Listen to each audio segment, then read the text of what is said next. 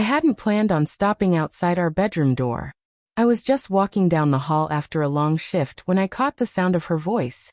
Quiet, secretive almost. The way she said my name froze me in place. James just doesn't understand, Claire murmured. My chest tightened as I leaned against the wall, pulse hammering. He's been so dull lately, she went on, her tone low but edged with frustration. I try to talk, but he just sits there like a rock. Honestly, I don't even know if I still feel anything for him anymore. The words struck like a physical blow. On the other end of the call, her friend's muffled voice offered sympathy. You deserve someone who makes you feel alive. Claire laughed, an easy, warm laugh I hadn't heard from her in months, at least not with me. Exactly. Sometimes I think about just walking away, starting over with someone who actually listens. My throat went dry. She wasn't upset. She wasn't yelling.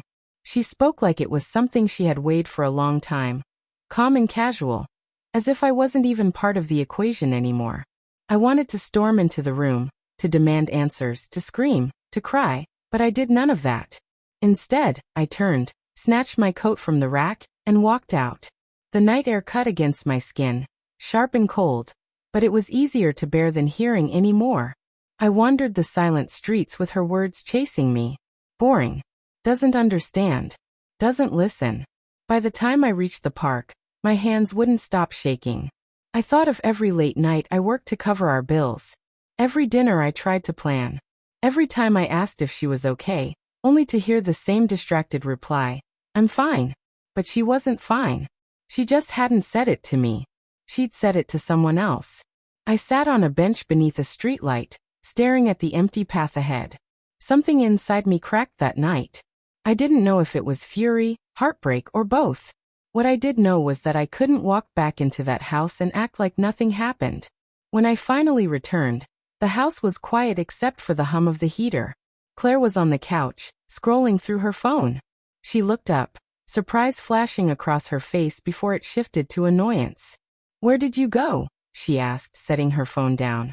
I hung my coat slowly, forcing my tone to stay even. Out. Her frown deepened. Out where? It's nearly midnight. I met her eyes and let the silence stretch.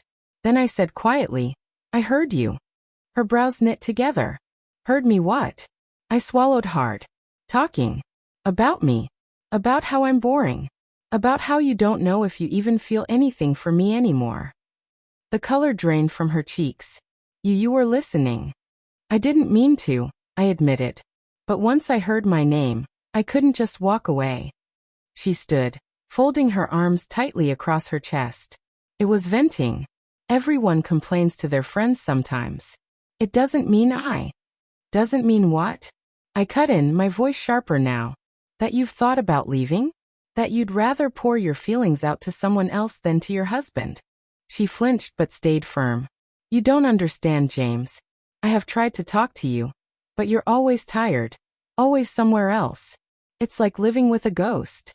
Her words stung, but I forced myself to keep steady. Then why not say it to my face? Why let me find out like a stranger standing in the hallway? Her eyes welled with tears. She whispered, because I didn't want it to turn into a fight. I never wanted you to think I don't love you, she whispered. I miss feeling close to you. I miss feeling noticed. The anger burning in my chest collided with the ache in my heart. She was hurting too. I could see it, but that didn't erase the sting of discovering it by accident instead of hearing it from her directly.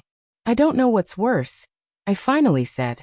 That you feel this way, or that you didn't trust me enough to tell me yourself. She swallowed hard, tears threatening to spill. Then tell me what to do, James. Please. I don't want to lose you. I dropped into the armchair across from her, dragging a hand down my face. I don't have an answer, I admitted. All I know is something cracked tonight, and I don't know if it can be repaired. Claire slowly lowered herself onto the couch, her hands tightly intertwined. Then let me try, she said, voice trembling. Let me fix this. I don't care if we have to start all over. I just want us back. Her words were heavy, but the distance between us didn't simply vanish. Do you even understand what that means? I asked quietly. Because it's not about apologizing. It's about proving every single day that you still choose this marriage. Not just when things are comfortable. She nodded quickly, tears spilling down her cheeks. I do choose you, she whispered. Even if I forgot how to show it. I studied her face, searching for sincerity. This was the woman I had built a life with, who knew my fears and my dreams. And yet tonight, she felt like a stranger. I need space, I said at last, my voice steady but low. Not forever. Just enough time to clear my head, to figure out if I can still trust this. Trust us. Her breath hitched. If you leave, James. I'm not abandoning our marriage, I interrupted softly. But I am leaving tonight. Because if I stay, we'll only hurt each other more.